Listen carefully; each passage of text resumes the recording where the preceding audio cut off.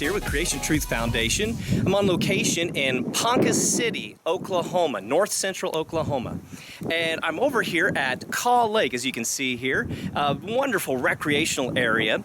But the reason I came out here is to show you a little bit of what's been going on here in Oklahoma.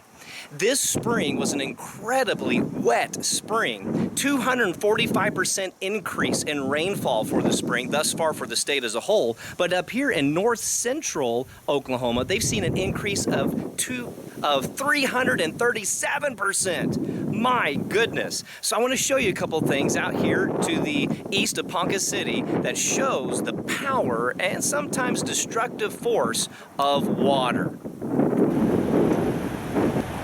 What we see here is the backside of Kaw Lake, and one word for it would be magnificent. By Memorial Day, the flooding of the lake reached 35 feet above flood stage, 35 feet high, and so they're releasing as much water as possible with 8 floodgates open here, plus a 9th gate called the sluice gate. And they are releasing 19,807 gallons per cubic feet, 19,807 cubic feet per second of water. It's just remarkable.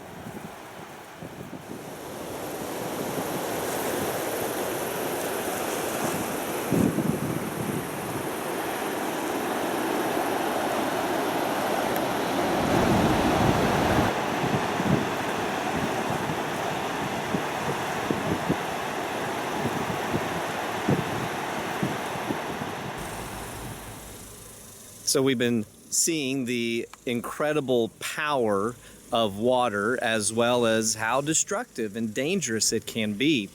And we're still just a little bit east on the southeast side of Ponca City, where I wanted to show you just a little bit more of what transpired here during this flooding this spring.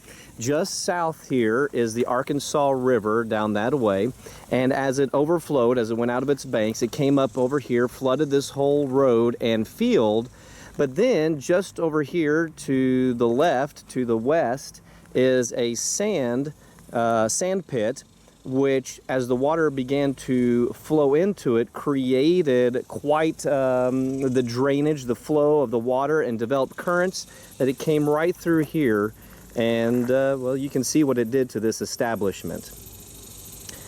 I'm reminded of Genesis chapter 9, after Noah and his family come out of the ark, where God promises, he makes a covenant, uses the rainbow as the symbol of that covenant, saying that never again would a flood be used to destroy the world and to cause great harm and death.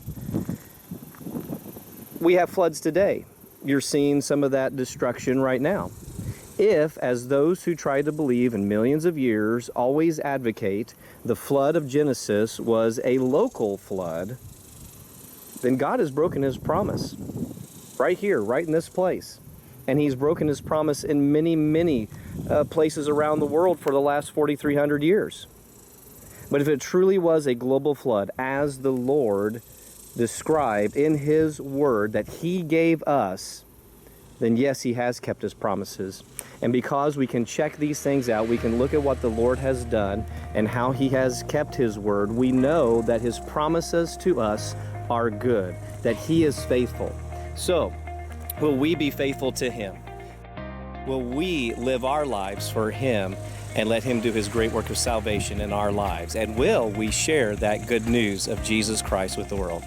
Thank you so much for tuning in. If you would like to know more about this, always check out our website, check us out on Facebook, and be sure to invite us, have us come to your church. Book the dinosaur, the fossil exhibit, where we talk all about the flood and about how fossils were made and how all these things do nothing but confirm the Word of God. Thank you so much. God bless.